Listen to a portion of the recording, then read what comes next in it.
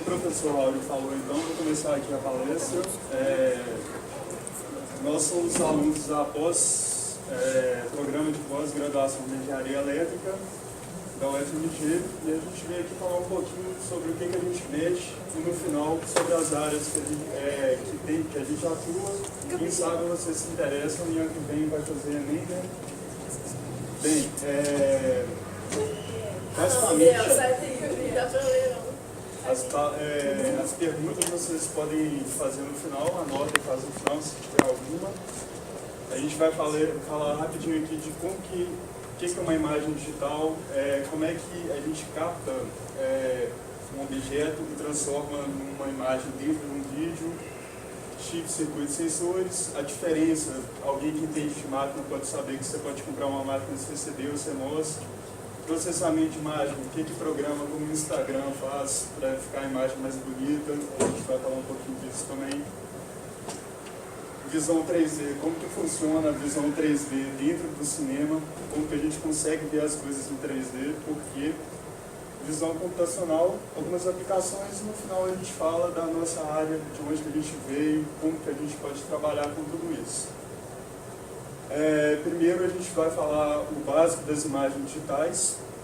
A imagem digital ela é composta por vários, como se fosse uma coleção de pequenos pontos que tem cada pontinho tem uma cor, que são os pixels.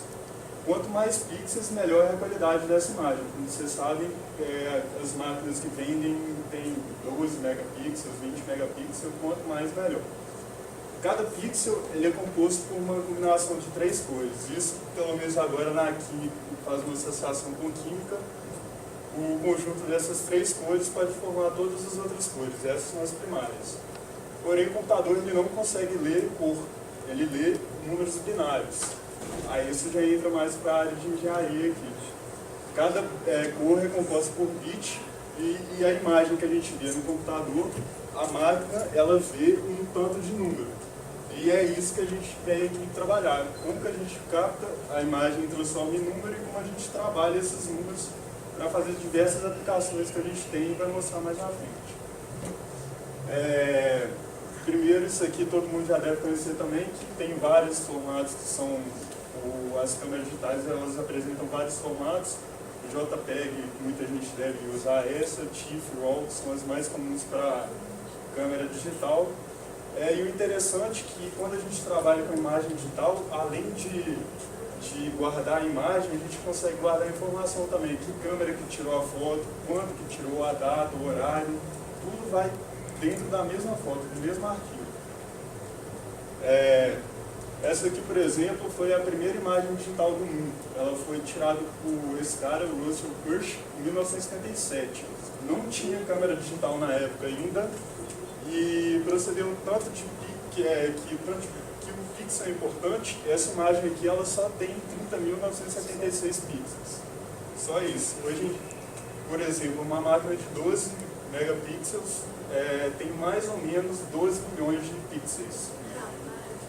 E a gente chega nisso com o desenvolvimento da tecnologia, né? Essa aqui, em azul, foi a primeira câmera digital que esse cara inventou, Steve Season, na Kodak. E eu nem sei se vocês conhecem, mas era gravado numa fita que chama fita cassete. Isso quando eu era criança já estava saindo de circulação já. E precisava passar por um computador e a imagem saía na TV. Hoje em dia isso aí é relíquia. A primeira câmera fotográfica, pode voltar. Mas aquela era uma gravação magnética, né? Uma gravação magnética. Não conseguia transformar isso naquela imagem de novo. Eles não conseguiam na época guardar que nem a gente guarda hoje em cartão de memória. A gente precisava gravar fazendo a orientação magnética na fita para depois processar a imagem. Hoje em dia é tudo binário. A gente grava tudo naqueles números, 1 ou 0. A primeira máquina surgiu em 89, no ano que eu nasci. Tinha 0.4 megapixels e foi no Japão que surgiu essa câmera. Um ano depois surgiu uma câmera americana de 0.09 megapixels, na época top de linha, né? Mas também está aqui apresentado, não era grandes coisas.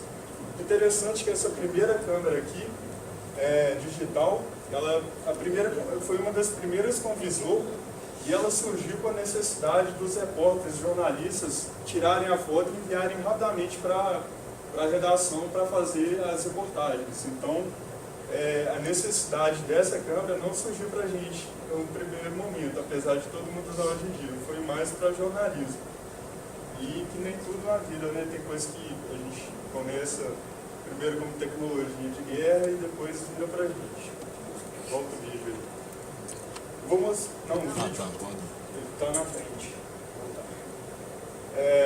Primeiro eu vou mostrar aqui o vídeo, normalmente, o que acontece com uma câmera. Primeiro, o nosso objeto ele é iluminado. Essa luz ela sai em todas as direções e uma dessas direções ela consegue acertar o orifício da nossa câmera.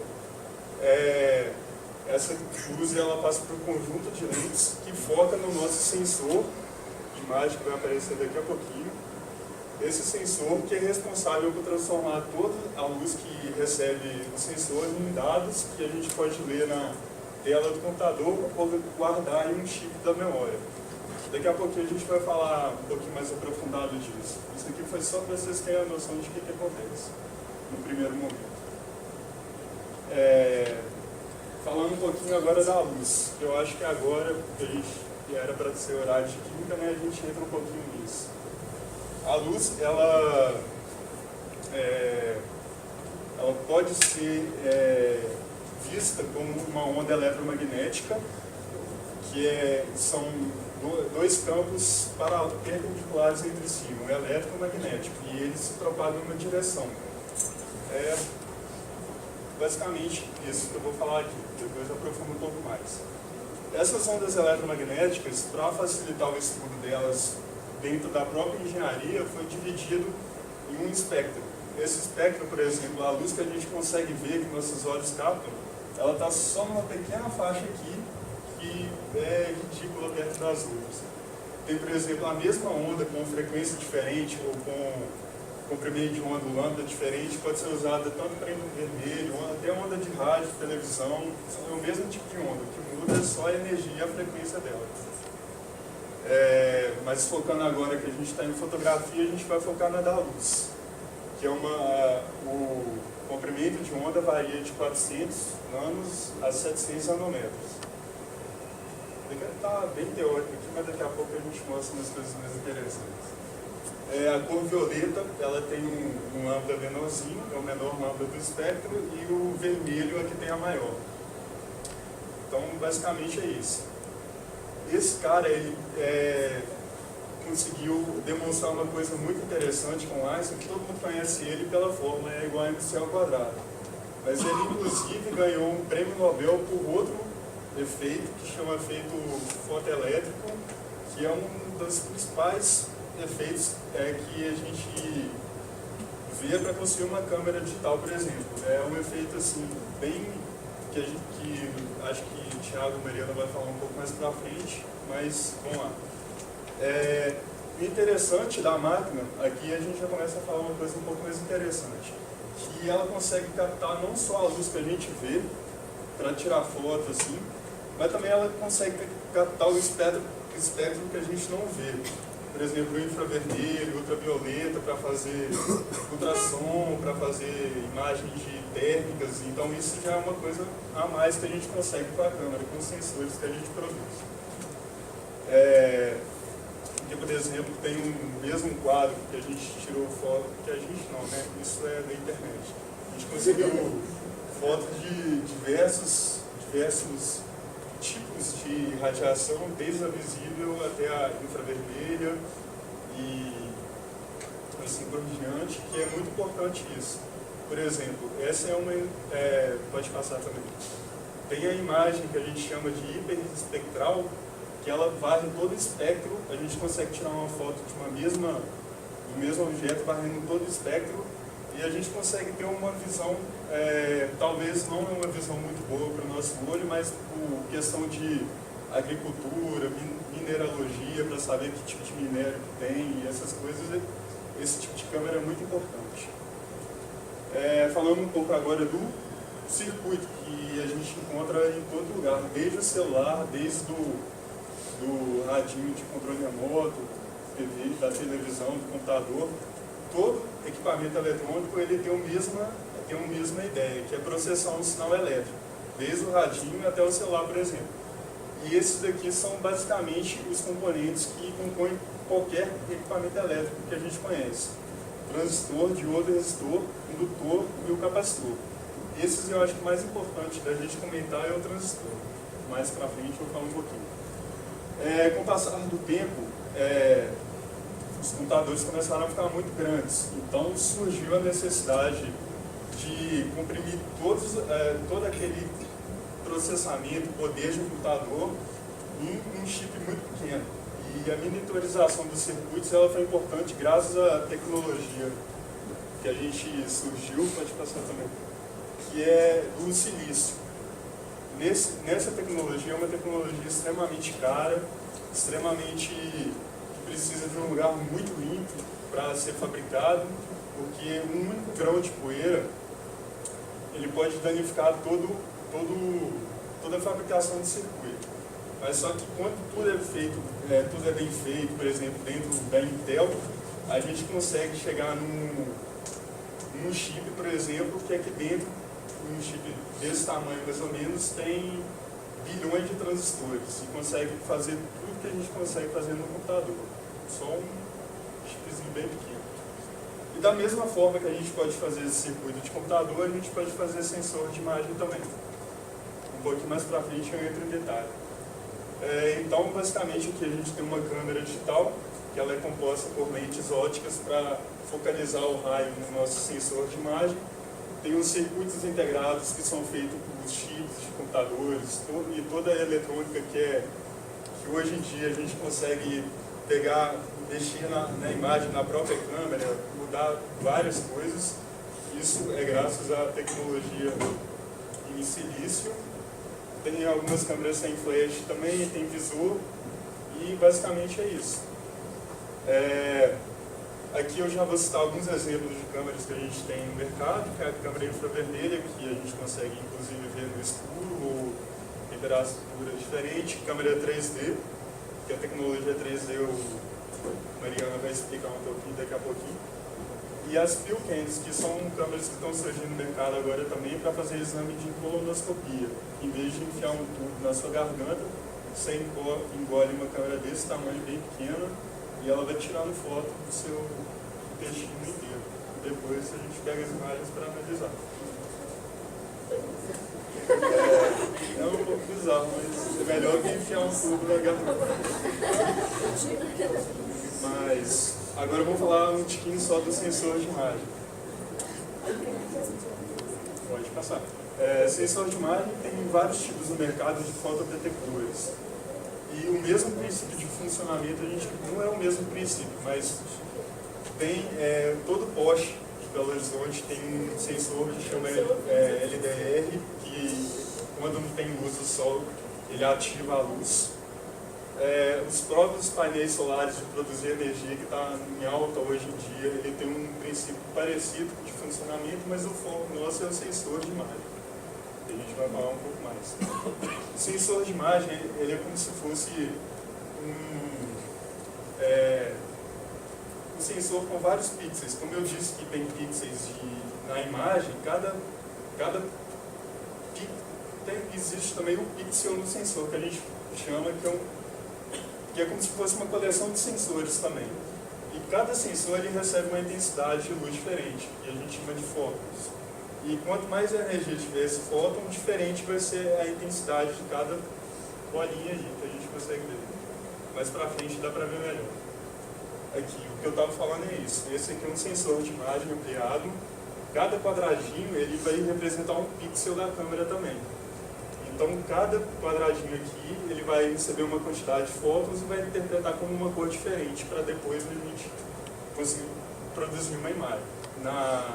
Tem um vídeo daqui a pouquinho que a gente vai entender um pouco melhor isso. As duas tecnologias que a gente tem hoje em dia de câmera são a CCD e a CMOS. Essas bolinhas azuis aqui, elas representam a intensidade de luz que cada uma recebe. Dá para ver que a tecnologia CMOS, apesar dela estar mais no mercado, ela tem um processamento um pouquinho mais devagar do que a CMOS. Mas a CMOS, ela precisa, por exemplo, como está aqui, de uma eletrônica perto dela que tira um pouquinho da área que a gente pode usar para receber os fótons, e isso prejudica um pouquinho. Mas tem várias vantagens e desvantagens uma da outra, dependendo da aplicação, mas depois, se alguém quiser, eu posso falar, mas por enquanto eu vou deixar só nisso mesmo. Por exemplo, aqui é uma câmera de última geração aqui da NASA, está desenvolvendo 95 megapixels, que ela vai ser lançada no espaço para tirar fotos de outros planetas mais distantes, para a gente saber o que tem lá fora. Então o vídeo aqui vai ser um vídeo parecido com o primeiro que eu mostrei, mas agora a gente vai entender um pouquinho melhor. Esse vídeo é uma propaganda da Nokia, mas serve como acadêmico também. Primeiro, os fótons que baixam um objeto cheio de eletrônicos, elas entram no orifício da máquina. Essa máquina ela apresenta um choker, que é uma coisa que a máquina tem para evitar que outros fótons entrem no lugar, a mais que a gente precisa na imagem. Essas fótons também passam lentes. Essas lentes vão focalizar a nossa imagem dentro do nosso sensor. Daqui a pouco.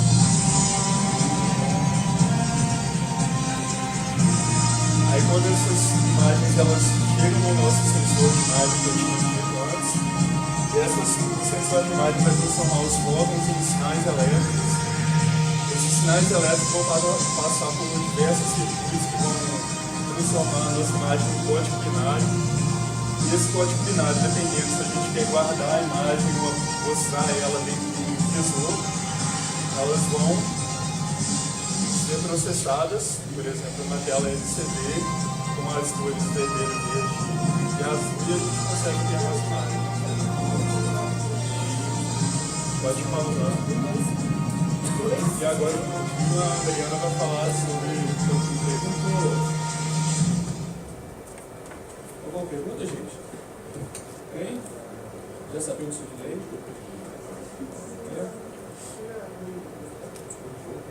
Eu vou falar um pouquinho agora sobre a tecnologia 3D. O que vocês pensam, por exemplo, quando em 3D? Vocês imaginam no cinema aquele tubarão saindo da tela, ou o Vingador, essa cara, ou aquele filme Avatar, as pessoas voando?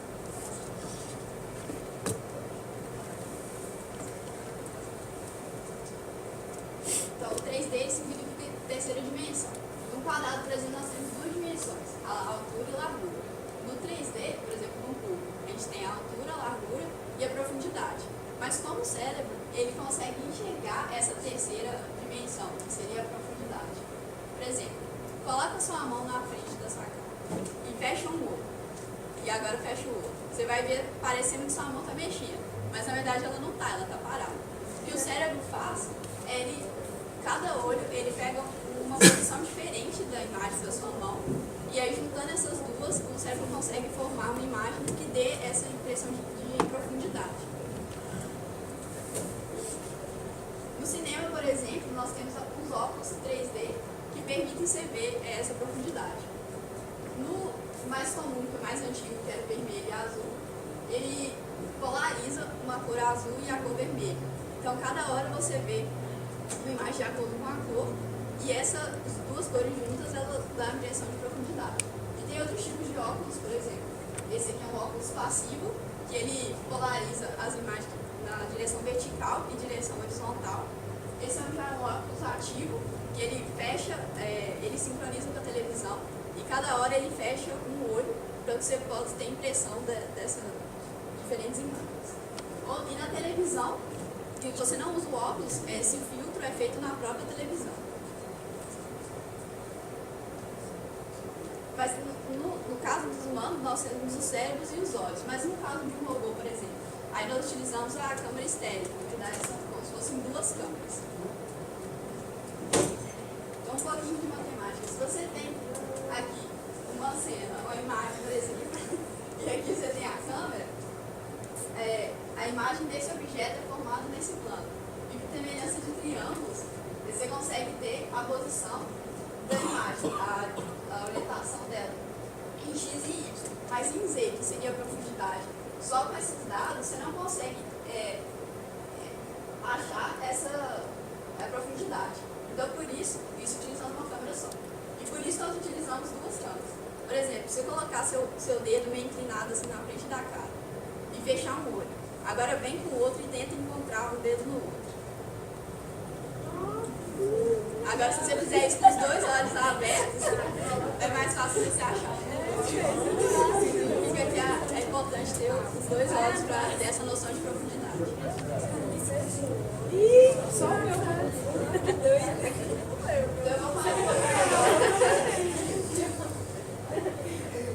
Então eu vou falar um pouquinho agora de visão computacional, processamento de imagem e computação gráfica. Depois você tem uma imagem, grandes informações. Na imagem tem muitas informações, por exemplo, posição, tamanho de um objeto, relação entre um objeto e o outro.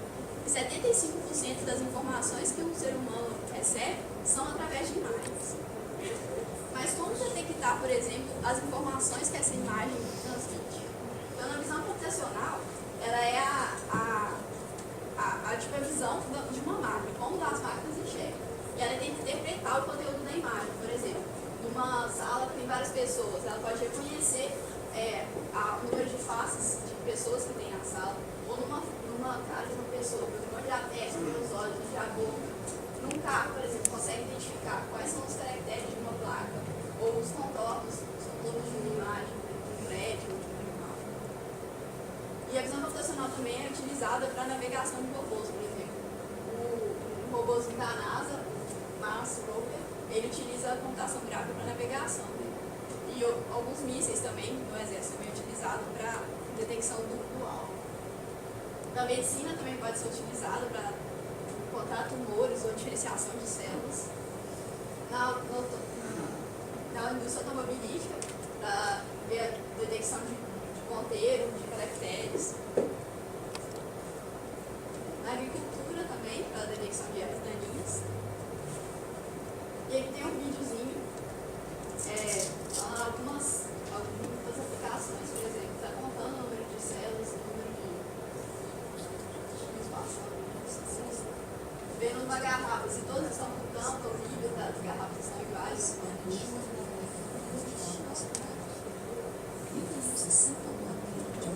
Detecção de código de barras, de sentimento.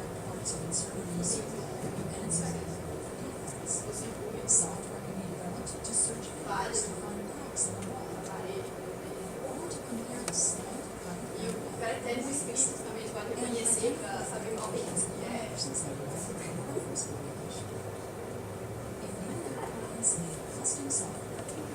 E aqui tem um outro exemplo de quantas pessoas que estão entrando numa loja.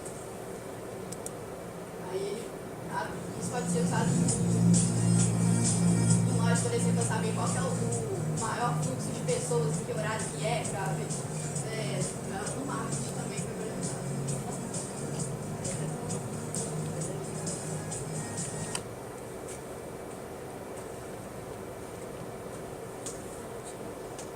Então, um pouquinho de processamento de imagem. Na visão computacional, você pega imagem e transforma em dados. No processamento de imagem, você pega uma imagem e transforma em outra imagem. Então, é a manipulação de imagem no computador. No caso, por exemplo, você tem uma imagem e você quer mudar o contraste. Você pega uma imagem colorida, você passa para uma imagem preto e branco. Você tem uma imagem com ruído, que você quer filtrar para ter uma imagem mais nítida. Isso tudo é processamento de imagem. Um exemplo de software de processamento de imagem é o Photoshop. No Photoshop, por exemplo, você tem um zoom, você tem uma imagem, e se você quer dar um zoom numa imagem, como que você vai adivinhar os pixels que tem dentro de uma imagem? Uma técnica bem simples, que é usada, por exemplo, no Paint, é a técnica do vizinho mais próximo. Que ele pega o pixel mais próximo e repete ele, transformando em imagem. Nesse caso, a imagem ficou boa. Mas em algumas imagens, algumas outras imagens que tem mais detalhes, essa imagem pode não ficar tão boa. Tem um outro tipo de técnica, por exemplo, de decolation, que é usado no Photoshop, que o zoom fica uma imagem melhor. E aquela ferramenta mágica do Photoshop, como ela funciona? Por exemplo, se você tem uma imagem como essa, e você quer retirar o céu e colocar nuvens nele. nessa imagem você tem uma grande quantidade de azul, pouca quantidade de vermelho, pouca quantidade de verde. Então, essa ferramenta ela vai selecionar as áreas que tem muita quantidade de azul e pouca das outras cores, retirá-la e colocar a nova imagem da rua, que vai resultar na nova imagem com as cores. E aqui tem um videozinho, por exemplo, como isso é utilizado na indústria do cinema. Como aquele chroma key, que você tem uma tela verde no filme do Matrix, por exemplo. E aí você quer trocar essa tela verde por uma outra imagem que vai ser utilizada no cinema. E aí você pega essa ferramenta, pega todas as áreas que tem maior quantidade de verde e troca por essa outra imagem. Eu tenho uma pergunta, né?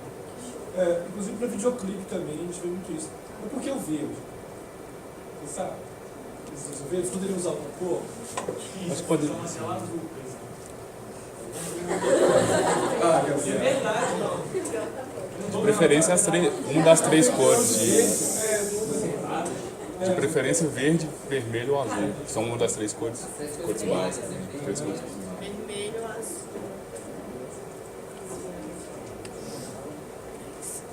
E na computação gráfica? Na computação gráfica é ao contrário. Por exemplo, você tem os dados e você quer transformar aqueles dados em imagens. Isso é muito utilizado em filmes, em desenho animado, na Pixar, em engenharia, na arquitetura, para fazer projetos, design de produtos, em filmes, videogames. E aqui tem um videozinho que engloba tudo isso, que é um robozinho que vai cortar os galhos. E esse robozinho ele pega a imagem do galho, vai mostrar o processamento dele pegando a imagem, vai escaneando os galhos para pegar as imagens. Aí ele vai reconhecer, por exemplo, tem um processamento de imagem passando em preto e branco, vai escanear as imagens, reconhecer onde estão os galhos, utilizando a função computacional.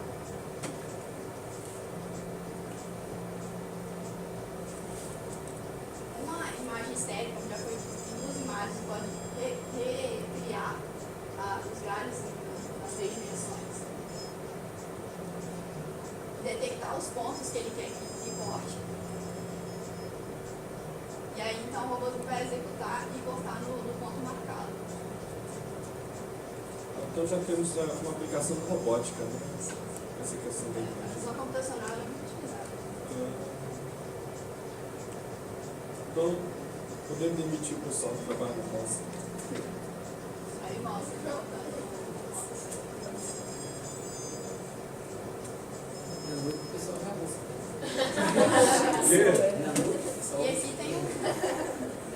E aqui tem um gráficozinho basicamente. Por exemplo, se você tem os dados, a informação, com a computação gráfica, você pode pegar esses dados e transformar em imagem. Se você tem uma imagem, um processamento de imagem, você pode transformar em outra imagem. E a partir de uma imagem, com a função computacional, você recupera os dados que aquela imagem tem. E agora o Thiago vai explicar um pouquinho das aplicações. Bom, gente, a gente falou de um tanto de teoria aí, né? Vamos falar um pouquinho de exemplo de aplicações.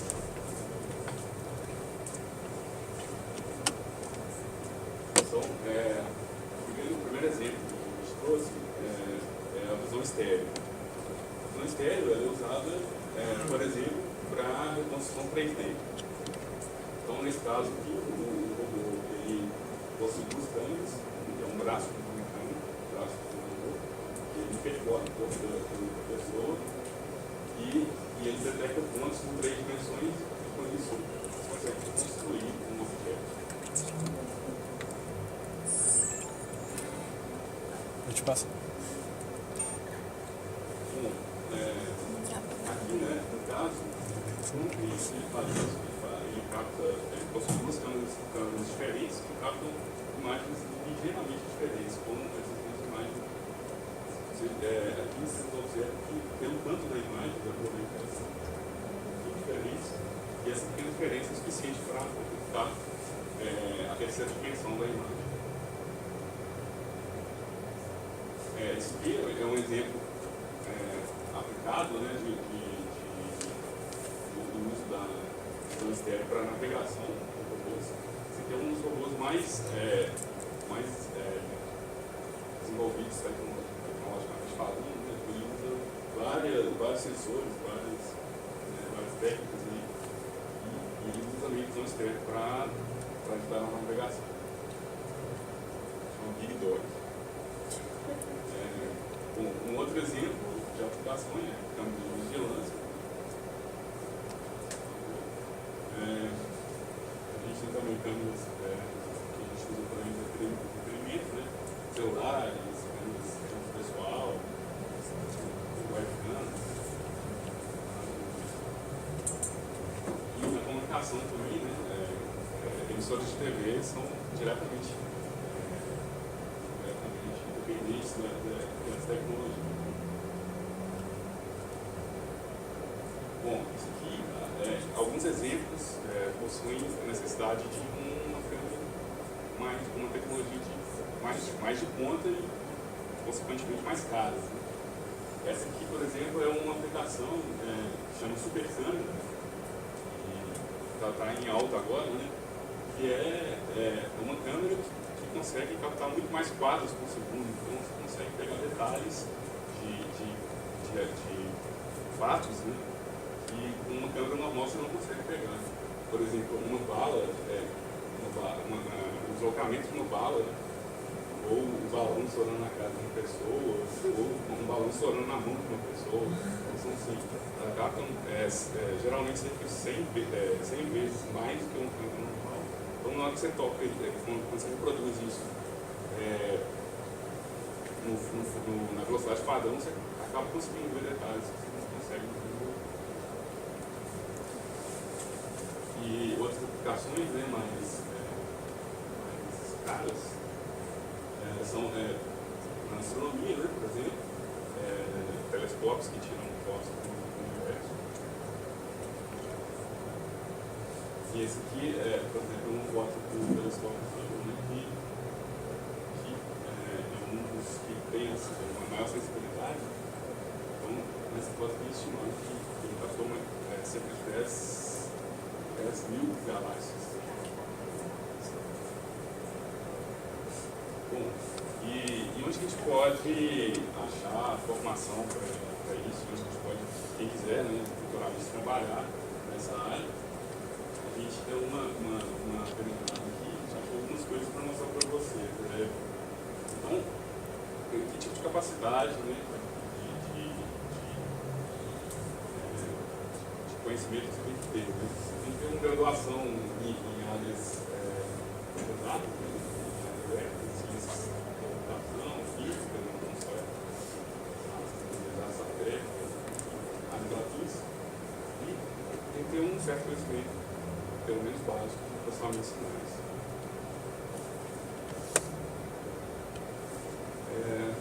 Bom, é recomendado também que tenha algum conhecimento de linguagens de programação. Do nosso lado, no pacote, no laboratório de matemática, todas as linguagens, bom, quem quiser trabalhar com sensores, mais com a parte de hardware, tem que ter conhecimento específico de como funcionam esses sensores, como eles jogam para a gente. Pode passar, por favor, uma imagem. Bom, vou falar um pouco das empresas. Né? Normalmente as empresas dividem em visão computacional e de hardware. Bom, essas são algumas empresas que a gente tem aqui no Brasil, de visão computacional, e tem vários estados. Né? Essa aqui é um exemplo, a Ibsys, que fica em Curitiba. Ela tem alguns produtos, como por exemplo softwares que eles vendem para lojas, que contam o número de clientes e detectam qual que é a hora de pico da loja, o que eles estão fazendo, para onde eles se direcionaram com maior frequência dentro da loja. Então a loja consegue se organizar melhor com isso. E tem algumas outras, por exemplo, identificação de containers, né? Coloca o código de barra, por exemplo, no container, uma câmera você consegue identificar se é o container certo e outras coisas. Outra empresa é a Image Vision, que essa empresa é daqui de BH, localizada no Parque Tecnológico, e aqui é uma empresa que desenvolve câmeras inteligentes e soluções, igual as outras empresas de visão computacional. Essas câmeras, elas conseguem apenas, elas fazem todo o processamento para conseguir fazer análises dimensionais, contagem, classificação, inspeção de nível, embutido nele.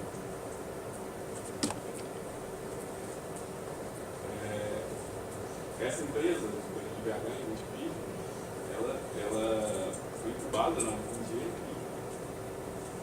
e ela recebeu um recurso para desenvolver um sensor digital de raio-x.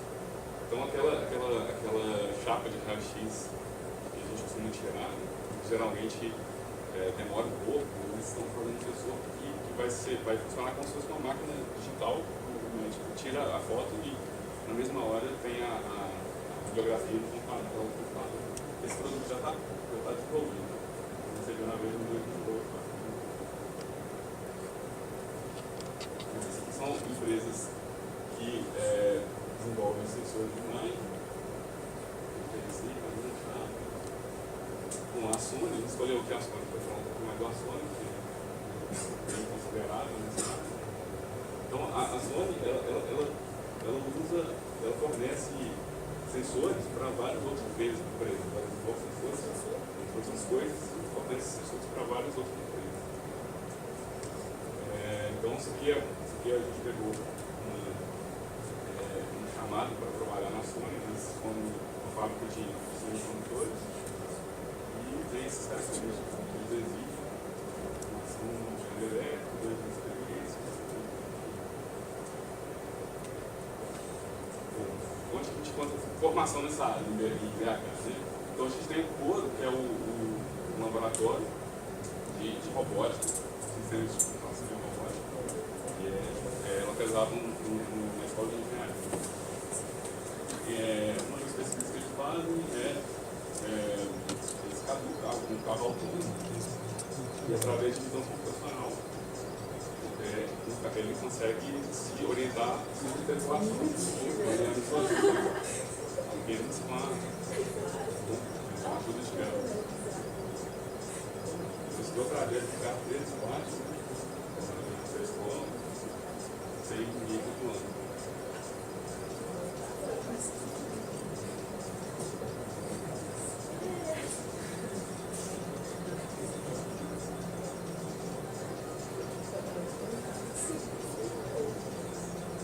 Ele vai atuando em tempo real, faz um espaço na frente, desvia.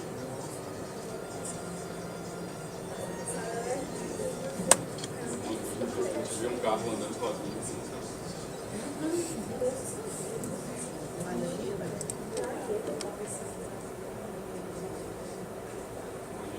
aí tem esse outro laboratório aqui, organizado, DCC.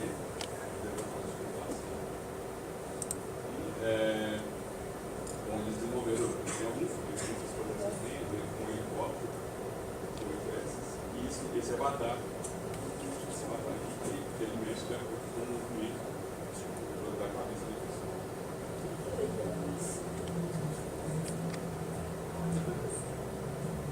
E usado eles trazem essa dimensões a partir de visão externa, dedicar essas dimensões e controlar o robôzinho. E vem um Washington, que é um laboratório da escola de engenharia, que é dedicado a estudo na geofísica.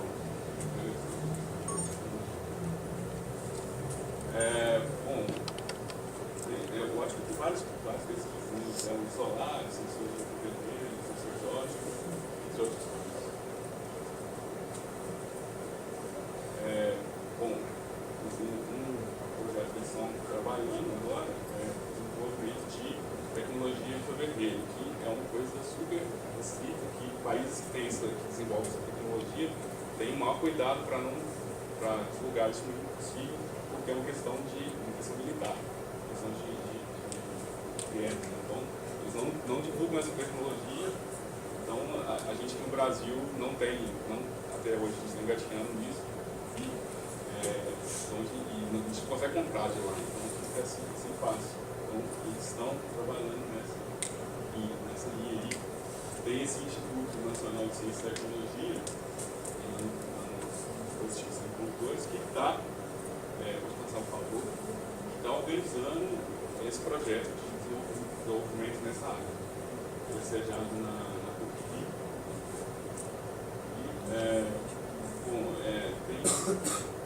Tem várias áreas. De nanoestrutura, ciência da computadora.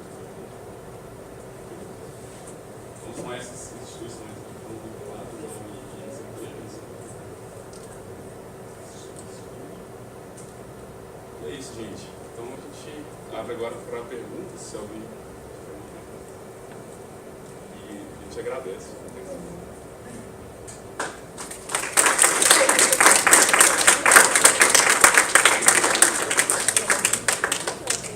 Alguém com pergunta, gente? Alguma coisa ali que vocês não sabem, queria perguntar de novo? Hein?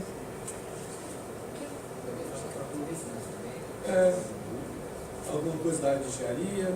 Você tem alguma coisa? Alguém aqui vai para a área que vem? Hein?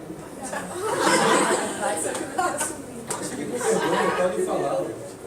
Né? O que foi?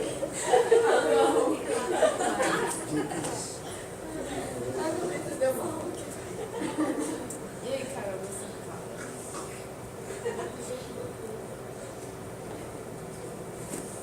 A gente tentou o mínimo possível entrar em detalhes, né? Chatos. Ser bem rápido na parte chata. Detalhe teórico. A nossa ideia, né, é sempre essa de, por exemplo, o trabalho que é feito em cima disso é muito complexo, né, gente? Então assim, eles tem muita área de pesquisa, tem muito trabalho a ser feito, mas precisa de gente também, né? Então, assim, de gente interessada, que é uma área que tem, igual ele falou, a área de fio vermelho, que é uma área que ainda não é, né, muita coisa a ser descoberta. Então precisa de talentos, né? Então, não só isso, mas como vocês viram ali, a questão da formação da imagem, a coisa tem que ir a fundo, né? Uma coisa que eu esqueci de falar também, que essa área de infravermelho, na verdade, ela não é só usada para os militares, né? Então tem várias outras aplicações, agricultura, em medicina, que assim, acaba prejudicado por uma questão militar, prejudicado. Que seria, está precisando mesmo de pessoas para desenvolver essa tecnologia. Ok. Pergunta? Obrigado, gente.